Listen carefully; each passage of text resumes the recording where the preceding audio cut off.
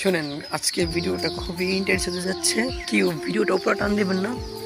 আজকে ভিডিওটা সবাই আগে প্রথমে দেখবেন, দেন তারপরে গিয়ে সেটা মন্তব্য করবেন। আমি যখন ধান মাথায় নিয়ে উঠি না, তখন পিকাশন এলাকার মেয়েগুলো তো দুষ্ট, যে আমি যে ধান নিয়ে আসতেছি মাথায় করে, তারা সামনের থেকে দেখে চলে যাবে না। তারা কি করে জানেন?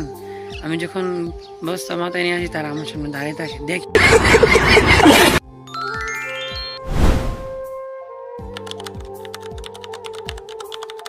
আমরা যাচ্ছি এখন একটা ধান কাটা মেশিন দেখার জন্য। এটা অবস্থিত আছে পিকাশনপুরের ভিতরে। আমার মনে হয় না বাঙালিদের কষ্ট করতে হবে। যে আর আমার গাড়ি বের করছে, বাঙালি এখন ঘরে শুয়ে শুয়ে খাইতে পারবে। বাহ, কি চমৎকার।